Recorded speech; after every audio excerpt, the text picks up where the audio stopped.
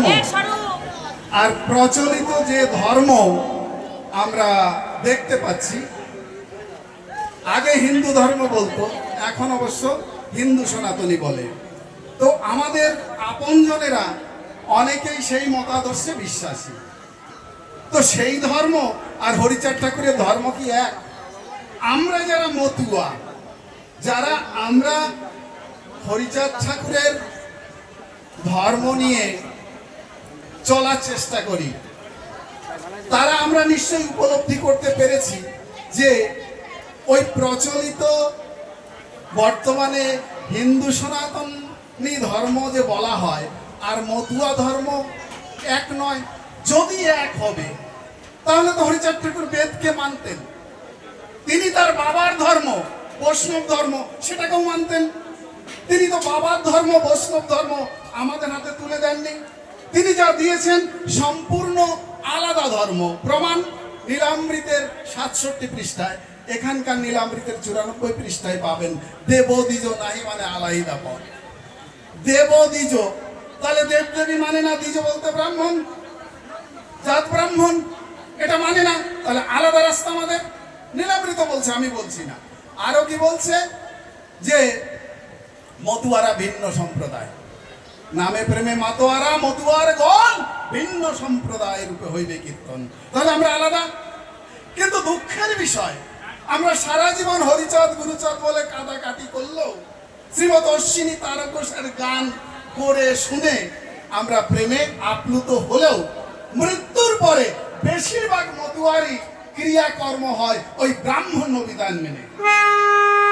আর এই দুঃখটা করে গেছেন বৈষ্ণব নন্দকিশোর সাহা।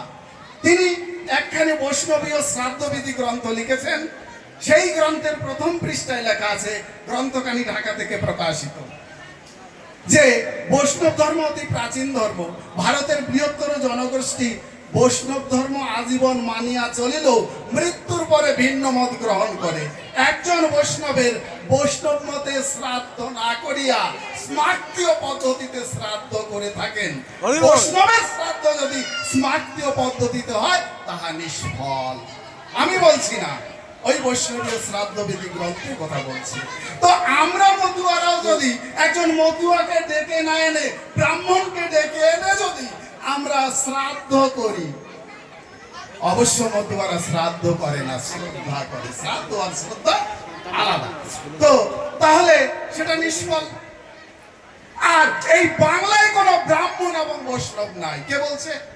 নীলামৃত বলছে 94 পৃষ্ঠা। এখানকার গ্রন্থের 94 পৃষ্ঠায় পাবেন। কোথায় ব্রাহ্মণ দেখো, কোথায় বৈষ্ণব? স্বার্থবশে অর্থলোভী যত ভণ্ড সব। কোথায় ব্রাহ্মণ লাগে, কোথায় বৈষ্ণব? ব্রাহ্মণ বৈষ্ণব বাংলায় নাই, এবং ব্রাহ্মণ বৈষ্ণব লাগেও না। বৃহৎ ধর্ম পুরাণ পড়লে এই একই কথা পাবেন। এই বাংলা হচ্ছে পতির দেশ, অর্থাৎ ওই বৈদিক পন্থীরা বাংলাকে কোনোদিন ধর্মীয় দেশ বলে স্বীকার করেনি, করেনি, করেনি, অদ্যাবধি করে না। তাই তো রামকান্ত গোস্বামী যখন অন্ন রান্না করে কৃষ্ণের সামনে দিয়েছিলেন, গ্রামবাসী বিপ্র এসে তাকে উত্তম মধ্যম দিয়ে কৃষ্ণকে কেড়ে নিয়ে গেছিলেন। কেন কেড়ে নিয়ে গেছিলেন? কারণ একজন শূদ্রের কৃষ্ণকে অন্নভোগ দেয়া অধিকার নেই, অর্থাৎ ধর্মীয় অধিকার নাই। ধর্ম তোমাকে দিলাম, ধর্মীয় অধিকার দিলাম না, এটাই অদ্যাবধি চলছে। গুরু দীক্ষা দিল, গুরু শিষ্যের রান্না ভাত খায় না। বুদ্ধিমন্তের গৃহদাহ বিবরণ পড়লে আমরা জানতে পারি। আমার কাছে কোনো বানানো গল্প নাই, আপনি নীলামৃত পড়ে দেখবেন এই কথাগুলো আছে। তো রামকান্ত গোস্বামীকে ওই বিপ্র কি বলেছিল? ক্রোধ করি বলে বিপ্র এখন বিচার, শূদ্রের আছে নাকি অন্ন ভোগ অধিকার। কোথায় শুনিলি বেটাই এই মতো অবিধি, শূদ্র হয়ে বাসুদেবে অন্ন দিলি রাধি। হায় রে বৈরাগী তোরে এতই অকল্যাণ, শূদ্র হয়ে হবি নাকি ব্রাহ্মণ সমান। অর্থাৎ একজন শূদ্র যত বড় জ্ঞানী গুণী হোক না কেন, যত বড় উচ্চ শিক্ষায় শিক্ষিত হোক না কেন, সে একজন ওই জাত ব্রাহ্মণের সমান হতে পারবে না। ভাবতে পারেন? তাই তো বাবা সাহেব আম্বেদকর, আমার পতিতের ভগবান হরিচাঁদ গুরুচাঁদ ওদের সমাজে সম্মান পায়নি। আজ আমাদের যতটুকু সম্মান, যতটুকু শ্রীবৃদ্ধি বাবা গুরুচাঁদের শিক্ষা আন্দোলনের ফসল বাবা হরিচাঁদ ঠাকুরের ধর্ম আন্দোলনের ফসল, বাবা সাহেব আম্বেদকরের সংবিধান লেখনের ফসল হিসাবে আমরা সেটা প্রাপ্ত হচ্ছি। তো এইবার আসি, শ্রাদ্ধ আমরা যে করব, শ্রাদ্ধ কথার অর্থ কি? শ্রাদ্ধ কথার অর্থ অপচয়, অপব্যয়, সর্বনাশ। আর শ্রদ্ধা কথা হচ্ছে সম্মান জানানো, ভক্তি নিবেদন করা। তা আমার পিতার উদ্দেশ্যে আমি কি সম্মান জানাবো, না ওই অপচয় অপব্যয় করব? আমরা সাধারণত বলে ফেলি টাকা শ্রাদ্ধ হয়ে গেছে, তারপরে গোষ্ঠী শ্রাদ্ধ ইত্যাদি ইত্যাদি আমরা বাক্য প্রয়োগ করে থাকি। তাহলে এই কথাগুলো তো নিশ্চয় সম্মানের নয়, অপমানের। তো আসুন, আমরা বাবা মা মারা গেলে প্রথমে যে কাজটা করি, বাড়ির থেকে যে আমরা বের করি, কোন বিধানে বের করি? আমরা আলাদা মতুয়া ধর্ম পেলেও অনেকে স্বীকার করি মতুয়া ধর্ম আলাদা, আবার অনেক মতুয়া স্বীকার করি না। তো পেলেও কি করি না, নামে মতুয়া আমাদের কাজ করছি, ব্রাহ্মণ বাদ যাচ্ছে, কিন্তু ব্রাহ্মণের নিয়মকে আমরা বাদ দিচ্ছি না। এইভাবে কাজ দিকে দিকে হচ্ছে। আমাদের গোসাই পাগল বা যারা অনুষ্ঠান পরিচালনা করেন, তারা অনেকে জেনে বুঝে এটা করছেন, আবার অনেকে জানেন বোঝেন না। কারণ মতুয়া দর্শনটা আদৌ বোঝেন কিনা আমার জানা নেই। মতুয়া দর্শনটা সম্পূর্ণ বেদ বহির্ভূত দর্শন। বেদকে কেন্দ্র করে যে ধর্ম সৃষ্টি হয়েছে সেটা হচ্ছে বৈদিক ধর্ম। আর ওই বৈদিক ধর্ম চলে বৈদিক ধারায়, অর্থাৎ বৈদিক স্রোতে।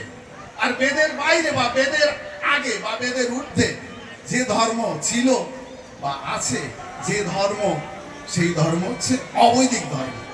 অবৈদিক ধর্ম চলে অবৈদিক ধারায়। তাহলে বৈদিক ধারাটা কেমন?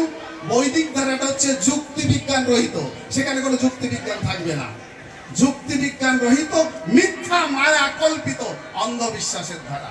অন্ধের নয় ছুটতে হবে, মরার পরে স্বর্গে যাওয়ার জন্য ব্রাহ্মণ ডেকে আনতে হবে।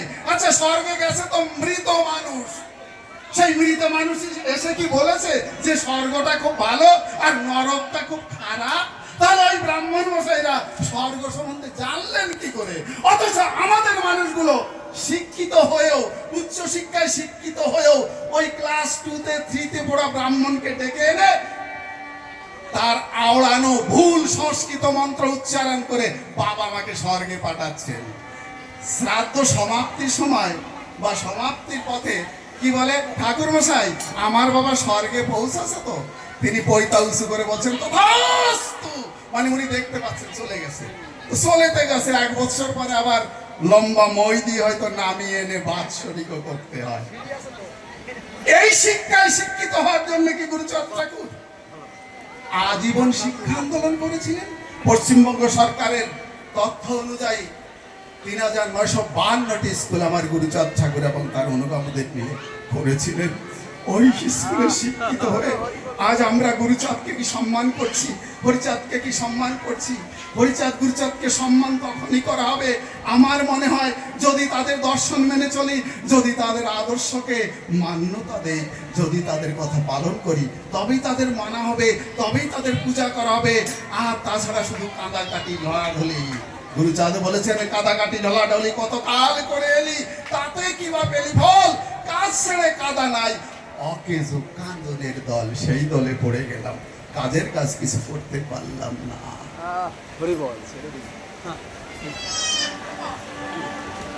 তাহলে দেখুন, আমরা বাবা মা মারা গেলে কি করব? আমরা চেষ্টা করব ওরা কান্দি মুখী তাকে রেখে স্নান টান করিয়ে চন্দন চর্চিত করে হরিনাম চন্দন দিয়ে লিখলাম। উপস্থিত যারা আছি আমরা পরিবারের সদস্য যারা আছে তাদের প্রতি সহযোগিতা সমবেদনা জানাবো, বিরোধিতা কেউ করব না। যদি আমি ধার্মিক হই, যদি আমি মানুষ হই, তাহলে আমি বিরোধিতা করতে পারি না, সহযোগিতার হাত বাড়িয়ে আমাকে এগিয়ে আসতে হবে। আমি তার পাশে থাকবো, তবে আমি মানুষ। মানুষের ধর্ম মনুষ্যত্ব বা মানবতা, পশুর ধর্ম পশুত্ব, পক্ষীর ধর্ম পক্ষিত্ব। পশু পাখির মধ্যে দেখবেন হিংসা থাকে, মানুষের ধর্মে মানুষের মধ্যে কোনো হিংসা নাই। যদি সেই মানুষের মধ্যে হিংসা ঘৃণা থাকে তাহলে সে মানুষ নাকি? আমার গুরুচাঁদ ঠাকুরে বলেছেন, আকারে মানুষ বটে পশু এক দল। সেই দলে আশা করি কেউ যাব না, আমরা সহযোগিতার হাত বাড়িয়ে দেব।